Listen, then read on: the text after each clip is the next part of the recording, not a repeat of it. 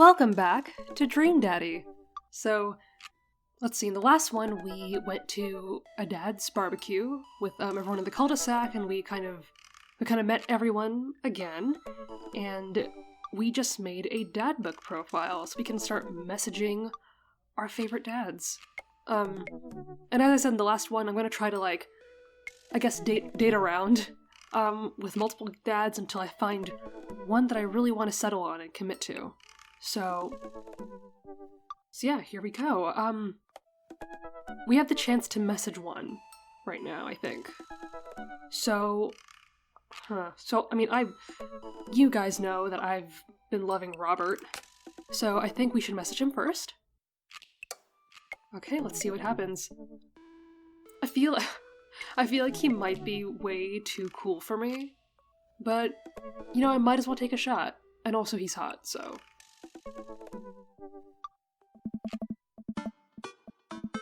Robert was pretty nice. A little odd, but nice. That's true, he did tell, some pretty dark stories. And ruggedly handsome. We should hang out. I type out a message to him on Dadbook. Hey, Robert, good seeing you again at the cookout. Wanna grab a drink? I sit there for a couple seconds, hoping he'll message me back. Hey, it says that he read my message. I anxiously wait for a response. Oh, I'm definitely the type to just sit there and wait. Hey, this is kind of enjoyable. Look at those thumbs go. They sure are twiddling. I wonder if Robert has replied yet. He still has not responded. Sure, let's watch some videos? Oh god, this is me. I get way too anxious about this stuff. I start down a rabbit hole of cat videos, and Robert quickly vanishes from my mind. I didn't realize how long I've been doing this, but by the time I maybe watch my 30th cat video, Robert pops back into my head. I jump back over to Dadbook to see if he's responded yet. Nothing. Well, I guess the guy's busy. And this disappoints me more than I'd like to admit, like in real life. I might as well make the best of my day. I get up, walk to the living room, then sit down and turn on the TV. Ooh, Food Channel, yes. Ooh, Meat Hell is on. You have 10 minutes to cook a 5-course meal that must include these ingredients: steak, lemon meringue pie, paper clips, and a hammer. If you are unable to finish cooking or if any of these ingredients are absent from the dish, we will release the wolves. Oh, Christ. This is Chopped on steroids. Oh my god. I'm not kidding. Please help us. I lose several hours to whatever the hell was that. Sighing, I get up and walk around the house. My stomach grumbles. Time for lunch, huh? Well, I guess it's time for the old Chef T to cook a gourmet delicacy. By the way, do we have a job? Or maybe we just, work from home? I don't think that's been addressed yet. I walk over to the refrigerator and open the door. Microwave some eggs? Mustard jar? I'm not just gonna eat mustard from the jar, what the hell? Okay, make a sandwich. I make a sandwich in its entirety while standing there. Who needs plates? The Standwich. A lost art. I admire my work for a second before I clumsily drop the entire thing on the floor. Yep, that's exactly what I would do. I look around and remember that Amanda's not home. Nah, this is still good. Me again. 5-second rule, right? I reassemble my sandwich, peeling pickles off the floor and putting them back where they belong. In my mouth. Wait, I'm a wreck. I finish my snack and walk around the house some more, bored. When's Amanda coming home? Oh, I just remembered something. When we were packing up the old house, we found an old basketball hoop that would hang off a door. It would really bring the living room together. I wonder where I put that. I spend a couple minutes poking around the new place until I find it. After installing it above one of our doors in the living room, I'm ready to dunk. Come on and slam. I take a leap from the free throw line and rocket that sucker down the net. The crowd goes wild. And welcome to the jam. I pull up from the three-point line, breaking ankles and sinking a fadeaway. And I forgot the rest of the words to this song. Yeah! No look behind the back hook shot. Everyone's on their feet. Something something, Space Jam. Dad? Eh? I turn around to see Amanda standing in the doorway. Oh no! Her eyes are a little puffy, almost as if she'd been crying. No, what happened? Hey, Amanda Panda, are you alright? I'm fine. What are you doing? I, found the hoop, and I'm taking it to the hole. Ah. Eh. Pass me the rock.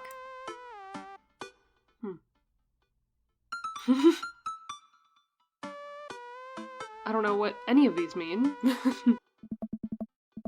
I lead the league in blocks, set the record for rebounds in my rookie year. Think you can handle this? Ah. What's a rebound?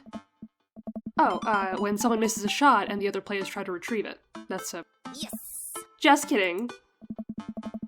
Amanda zigzags past me and tips a layup into the hoop. So we're just not gonna talk about that? Art of War, bitches! Amanda, language. Ah. Sun Tzu didn't care about language.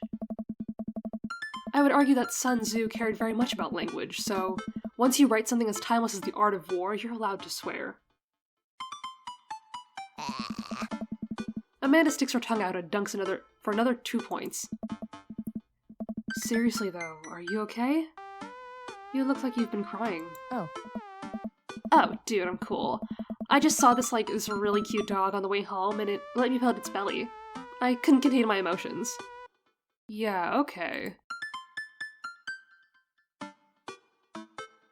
I mean, I don't want to, ignore her feelings. Okay, well the second one sounds like a demand, so I'll ask her. Are you sure that's all you're upset about? Oh, we get approval points with her, too. Nice, okay. So that way we'll be able to tell. If there is, anything going on, I just want you to know that I'm here for you. And I'll always be here for you.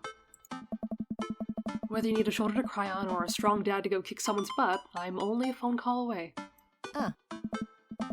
Thanks, Popsicle. I appreciate that. Ah. But I'm fine, really. I'm unconvinced, but I'll stop badgering her about it. I'm sure she'll tell me when she's ready. Oh, okay, just making sure. Ah. Maybe you should be less concerned with my face and more concerned with full court press. Amanda and I play ball for a little longer, then we cook dinner together. We managed to not almost burn the house down this time. Afterward, Amanda and I dig into a carton of ice cream over an episode of Chopped, Toddler Tournament. What you have in front of you is a molecularly deconstructed sweet potato with a brown sugar demi-glace with creme fraiche, of course. This is literally a jar of baby food. The toddler immediately bursts into tears. Are we bad people for watching this? Yes. Just then, my computer dings. Ooh, is it Robert? What's that? Oh, you probably got a message. Amanda and I walk over to the computer and check Dad Book. It's a message from Robert. Okay.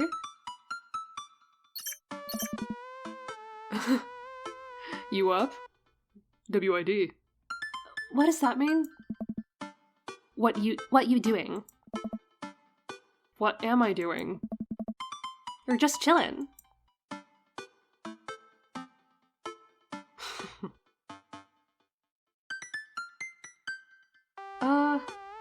I'll just say I'm chillin'. He doesn't need to know the details necessarily. I type back, just chillin'. Just chilling, sorry.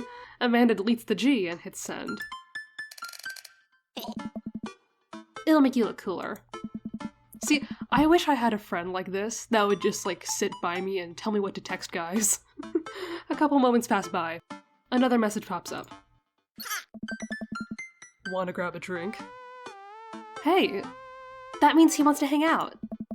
I know what that means, Amanda, but it's kinda late. Well, I guess that's kind of Robert's style, right?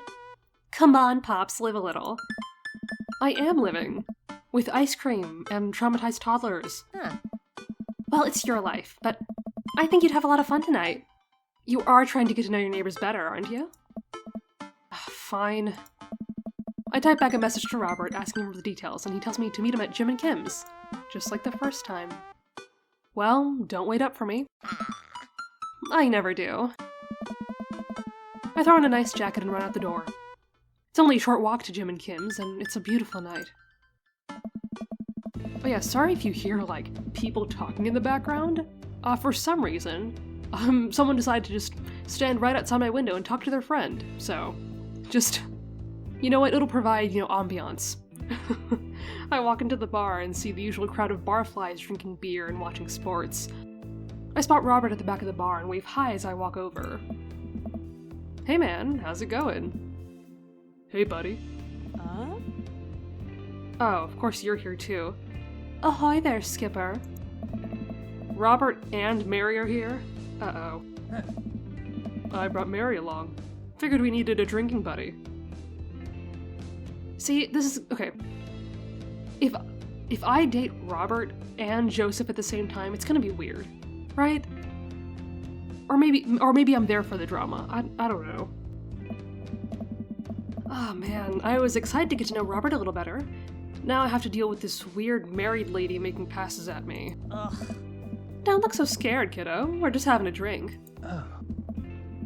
Yeah, speaking of which, I think it's time for the first round. What are you having? Well, Robert likes whiskey, so should we drink that? Let's drink with him. Huh. A dad after my own art, huh? Oh, look! He loves that! See, I knew it. Okay. Robert orders 3 shots of whiskey and passes them between us. Well, this wasn't how I expected my night to be going. Here's to bad decisions and relaxed moral values, fellas. What have I gotten myself into? We all knock back the shots. I almost choke on the whiskey as it burns down my throat. Holy hell, that was a kick. I look over at Robert and Mary, who seem like old pros at this. Robert grabs his jacket and throws it on. Oh. Let's get marching. What? The night's young, Chief. Come on, we're bar hopping. Oh, alright. Also, I don't think we met Robert's kids last time. Like, maybe his kids aren't too young, like, he can just go out on the town, he doesn't have to, like, stay with his kids. Huh. We leave the bar and we start walking down the street. I still don't know this area of town very well, so I just follow Robert. So, where are we headed? Irish we're drinking. It's an Irish pub, I get it. A good pun is the whiskey to my heart. Ugh. Puns are the lowest form of humor, Coffee. Try harder. I'm sorry, were you at the barbecue in the last episode? Ouch. Am I gonna be the butt of the joke all night? Jesus, Mary. Put your fangs away for a second. We walk into Irish we're drinking. The bar is pretty much the same as Jim and Kim's, except for the old-timey Irish memorabilia on the wall. Next round, what are you having? Well, he likes whiskey, so we should just do that again? Or maybe this is a trick question? Whiskey hasn't failed me yet. Ooh, yes! Alright, let's do it. Robert orders 3 more glasses of whiskey, and we post up in a garish green booth. Mary slides in and sidles up next to Robert, which makes me breathe a sigh of relief. Let's sip this one, why don't we? Hey. Suit yourself. Mary immediately downs her shot in one gulp and burps loudly. That'll put the hair on your chest. You truly are the paragon of grace and beauty. Mary grabs my drink and sips on it. Hey. Coffee, be a dear and get us another round, will you? Hey. I don't know how to process this evening at all. I get up and order another round of drinks from the bartender. As I head back, I see Mary and Robert having a lively conversation. Robert roars with laughter. I don't think I've ever seen the guy smile, let alone laugh. See, I get weirded with situations like this where people seem to be having fun. But, like, without me? Okay. I take a seat across from the booth from them and pass out the drinks. Oh. So, Edith's kid snuck some pot brownies onto the table at the last bake sale, right? And I spot that little hemp sweatshirted gremlin in the act, so I go up to Edith with a baggie and I'm about to tell her when all of a sudden she just freaks out on me. You're ruining the bake sale, she says. I should have been PTA president. Your roots are bad and blah blah blah. Mm-hmm. So what do you do? I told her to have a brownie and that everything was going to be fine. They both erupt in laughter. I politely follow along with the story. Hey. She ate 3. More laughter. Okay, that was actually pretty funny. Ah. She called the cops and told them that time had stopped. Ugh. Mary looks directly at me. Do you smoke weed? Oh wow, what a question. What? Hey. You know, the devil's lettuce. What is this night turning into? I have 2 big fat blunts in my purse right now. One ablaze.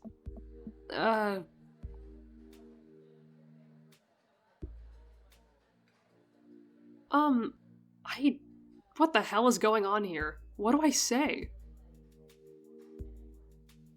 I don't know, like, it's not even a matter of, like, what would Robert like? Like, what's gonna, like, not get me a bad ending?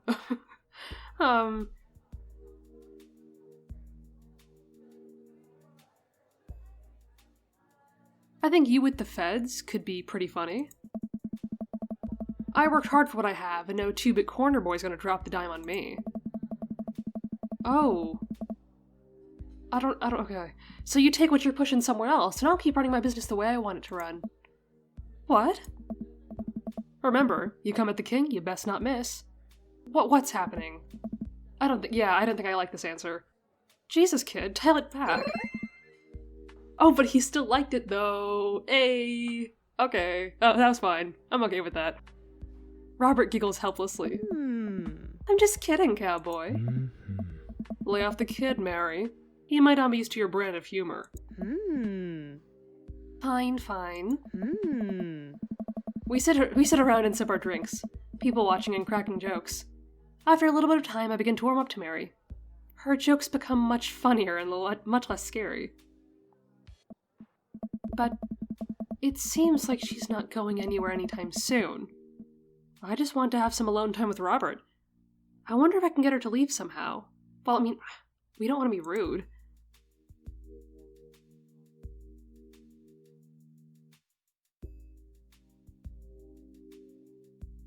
I feel like it's a bad idea to bring up her husband.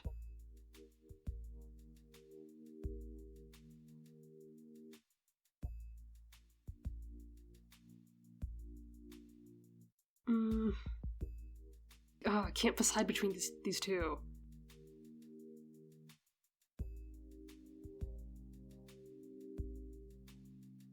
Okay, I think the third one is a good answer, right? Ah, shit. You trying to ditch me, pal? Oh, no. Because if you're trying to ditch me, you can just tell me to scram. No, it's fine. Coffee wants some alone time with his new best buddy, Robert. Oh, that felt pathetic. Damn it. Read you loud and clear. The wingman breaks formation to pursue their prey. Now, if you fellas will excuse me, Mary needs to sink her teeth into a helpless boy. Oh, we could have chosen the bachelor option. Damn. Go with God. Nice seeing you. Come on. Deuces, nerds. Mary gets up and saunters over to a younger-looking guy at the bar. She grows on you. Does she, though? I feel like she kind of delights in making men suffer. Well, she does. But what about her and Joseph? What about him? You know, they're married. And she definitely tried to get in my pants the other night, and I gestured to her across the bar, and where she's making goo-goo eyes at that young boy from before. He looks like he's being held hostage. Hey. Oh, that's just a thing she does. She's harmless. tell that to the boy she's hanging off of. Poor kid looks like he's seen war. Robert lets out a hearty laugh. Hey, I got him to laugh. Oh man, I pegged you for one of those straight-laced types. Huh, I wonder where you'd get that idea. Oh, don't worry, I got pretty wild back in my day. Still got a little wild in you? For you, maybe.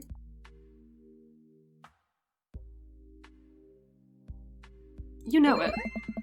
Yes, we are doing so well. Oh my god. Robert orders a couple more rounds of shots. I gulp. What am I getting myself into? Think you can go shot for shot? Uh-oh. There's only one way to look cool here. I grab the shot closest to me and down it. Robert looks impressed. He takes his shot and knocks it back. That's one. So, what do I even talk about? He's so cool.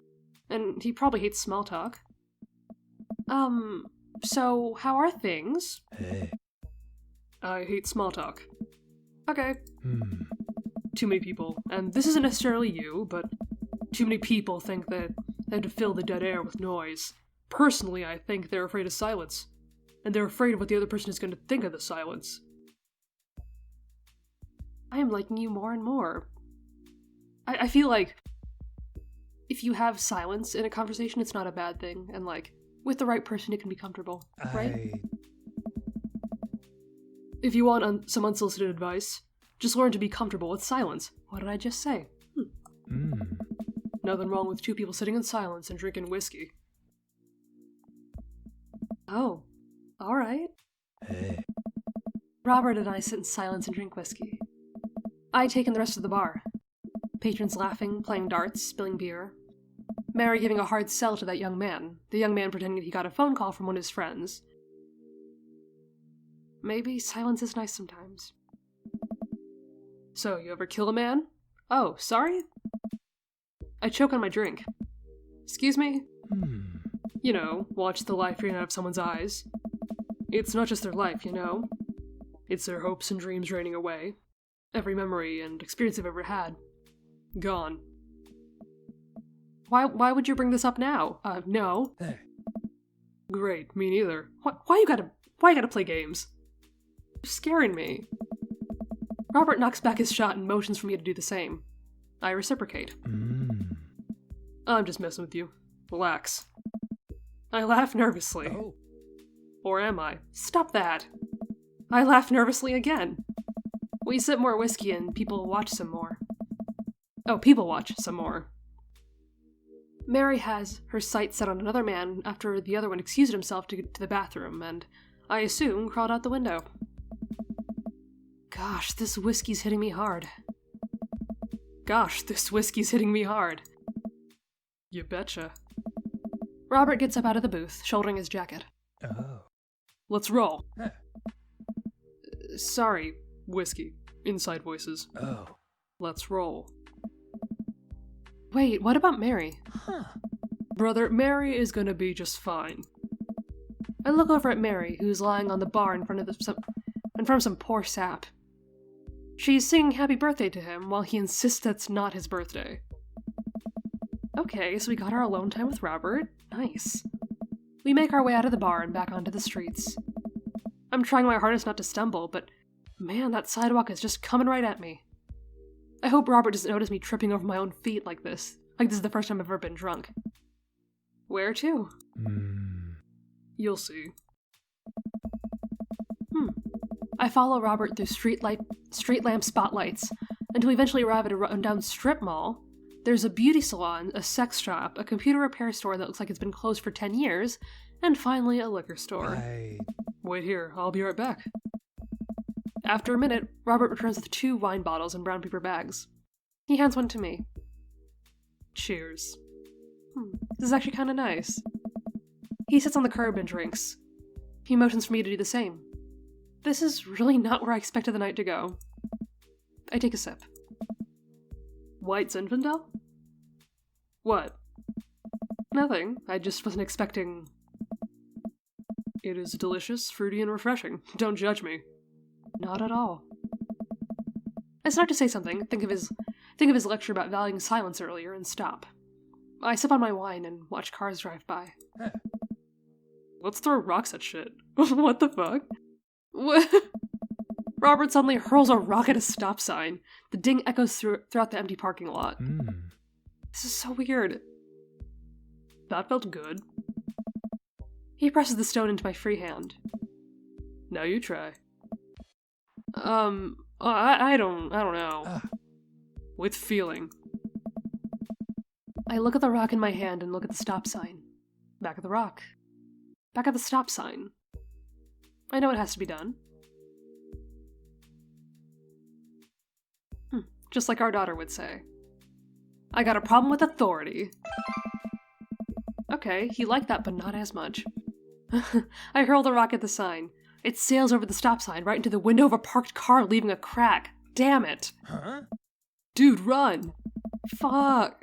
I leap up and dart into the nearest alley, wine in hand. I can hear Robert's footsteps behind me. After I'm sure I'm far enough away from the cracked window that I'm no longer culpable for this heinous crime, I stop to catch my breath. Maybe we strike rock throwing from the to-do list. Agreed. Suddenly my stomach growls. Oh man, I'm starving. Let's get pizza. I can't argue with that. What's good around here? Actually, I don't even care if it's good. It just needs to be edible and in my mouth in the next 5 minutes. I know just the place. I follow Robert through a maze of alleys and side streets until we eventually end up in front of a tiny hole-in-the-wall pizza joint. The bright red neon sign reads, Pete's Piece of Pizza. Wow, what a night. We're going all over the place. Ta-da. I can see a few exhausted-looking workers behind the counter tossing dough and pulling piping hot pizzas right out of stone ovens. My stomach rumbles again. We go up to the counter and get ready to order. Can I get 2 slices of Hawaiian pizza? Oh, wait, Coffee, you're cool with pineapple on your pizza, right? I'm not. But also, maybe this is a good time to follow that rule in dating sims, where you tell people what they want to hear. I'll just suck it up. Okay, we wait a minute for our pizza to come out of the oven. I'm practically drooling at the smell. The cashier hands us a giant slice on a paper plate, so saturated with grease that I'm worried it'll fall apart. We take our pizzas outside and wander through the alleyways as we eat. I take a bite. It's absolutely delicious. I do love, like, the idea of just exploring food with another person. Like, if my date knows, like, all the best food places, that's ideal. Pineapple is truly the best pizza topping. You said it. Lying through my teeth. Man, I feel way better now. You and me both. We hear a noise coming out of a slightly ajar door in the alleyway. Robert looks at me excitedly. What?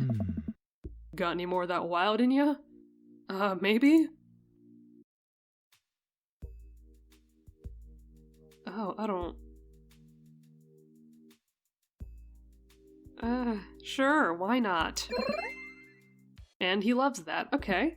Good on ya. Robert and I slide the door open and peek inside. It's completely dark except for some flickering light. We slowly creep forward, cautious not to be heard or seen. Shh. Don't shush me so loud. Shh! We come to the end of the hallway and find ourselves standing in front of a movie screen. Oh, this suddenly makes sense. Did we really just sneak into a movie theater like a couple of teenagers? No talking during the movie.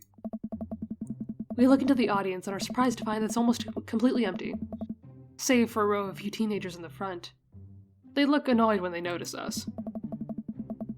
Robert starts making his way to the very back of the theater and I follow him. We settle in with our wines and try to make sense of this movie.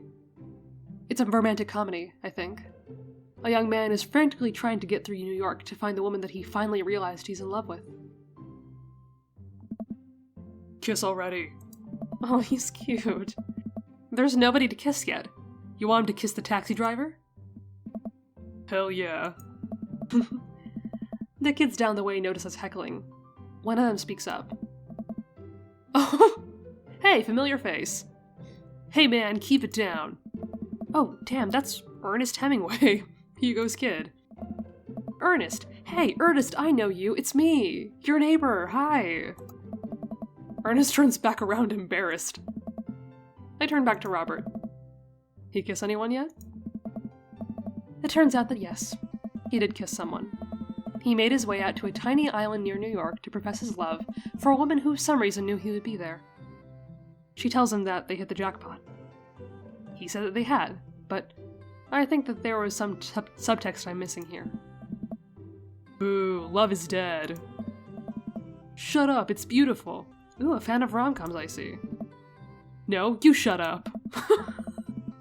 Ernest grumbles. The credits start to roll. I stand up, and Robert immediately pulls me back down. Oh? Hundreds of people worked very hard to make this film happen, and you're gonna sit here and appreciate them.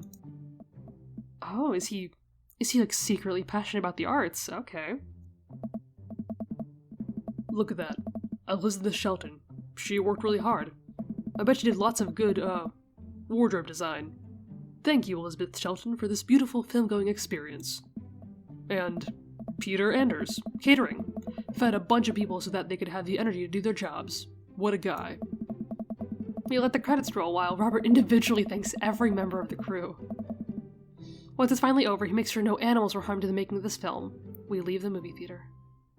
Wow, that's actually very sweet. I didn't expect that from him.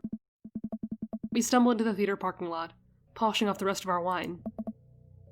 Hey, assholes. What? Out of nowhere, oh, fuck. A rock flies through the air and hits me on the knee. My knee? What the hell? Ernest and his friends stand in the alleyway, blocking our exit. Does your father know you're here? What do you guys want? Why'd you go and throw a rock at my knee? This is my good knee. My orthopedist is gonna be pissed. Ernest tosses another rock up and down in his hands. What is wrong with this kid? You ruined my theater-going experience. Now you have to pay. Oh, well, I don't have any cash on me right now, and, movies got really expensive. Ernest hucks another rock at my other knee. I'm able to jump out of the way, but I didn't properly stretch before physical activity, and I'm probably going to be super sore in the morning. Okay, but also, where is his father? We ruined it for you. That movie was pretty crappy in the first place. Hey, you take that back. Yeah, it was a beautiful love story with really genuine acting. You call that good acting? What classicist mainstream slop have you been served your entire life? What? Huh? Have you ever seen the Michael Powell, A Matter of Life and Death, 1946? Easily the toughest 5 minutes of love you'll ever witness. He's a film buff. Listen, man. No, you listen. That popcorn-ass dribble the mass media is shoving down your throat will only make you dumber and sadder. You of all people should strive for a higher standard in the art you consume. Your name is Ernest Hemingway, for Christ's sakes. Oh no, now you've done it! Ernest rushes Robert, screaming like a banshee. What the hell? I dive between Ernest and Robert, trying to stop the kid. He lunges forward, kicking me as hard as he can in the knee. Fuck, my knee! Why are we doing this over a fucking movie? What the hell? Robert gets in between Ernest and myself. It's as if he's seeing red. Fuck, my fucking knee hurts. Excuse me, friend. Alright, buddy. Talk like punk, get hit like punk. What? Oh my god, you're gonna beat this kid? Christ. Robert squares up into a boxer stance. Queensbury rules. 3-minute rounds with 1 minute rest in between. No low blows, fish hooks, J-jabs, or high blows. What? And don't even think about pulling an illegal turnstile. That's an automatic deduction of 3 points. What? You'll have to designate a second if you're unable to fulfill your role as main duelist. One of your friends over there looks like he has enough youthful vivacity to handle it. Hey, man, I don't want to get dragged into this. That movie sucked. It's too late. You two are bloodbound. If he dies, you die. Sorry, I don't make the rules. Talk to Queensbury. We're just gonna go. Oh, he's trying to just scare them away, was he? Ernest and his friends warily back away. Robert calls after them. The Queensbury Association will hear about this and consume better content. Once the teens are safely out of earshot, Robert turns to me. Were you about to actually fight that kid? Are you kidding me? I would never hit a child. That would be despicable. Ah, bless you. You throw the rules at him, though? They always bolt. Nobody wants a Queensbury-sanctioned throwdown. But full disclosure, I made half that up. Wow. Hey. See, you don't even have to know the rules. You just make them up. Come on, let's get out of here. Oh boy. I was so afraid that he'd be violent towards children, but... Alright, I like this. Robert and I cool down a bit as we walk back to the neighborhood. I'm so sorry, I get really into the art of filmmaking when I drink. Yeah, I kinda like that, actually. It's okay. I think it's cool how much you like movies. To be honest, I don't know a lot about them myself. Buddy, I got so much to show you. You ever see any Sam Fuller? I haven't. Fuller is cash. Thanks for the adventure. Adventure's all I got, buddy. Okay. Robert throws an arm around my shoulder and we drunkenly belt out tunes all the way back. We finally get to his doorstep. This was an interesting night. I liked it. Me too. A smile forms on his cheeks. A rare sight. Let's hang again soon, yeah? Yeah. I linger there for a second, swaying drunkenly in the night breeze. Robert claps me on the shoulder. Oh boy. Night, bud. Robert heads back inside and I stumble my way back home. That was really nice. Oh, what is this? Friendship Cargo Short Whiskey Paranoia Bar. Whiskey, again. I may be bad, but you made me glad. Oh, damn. Nice soundbite.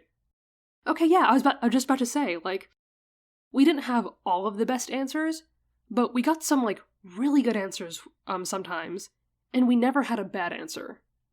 So, that is very much success. Hell yes. Oh, progress. Knife Dad.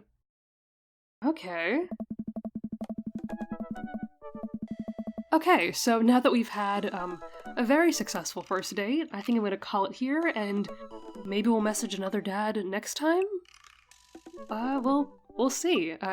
Thanks so much for watching, and I will see you in the next one.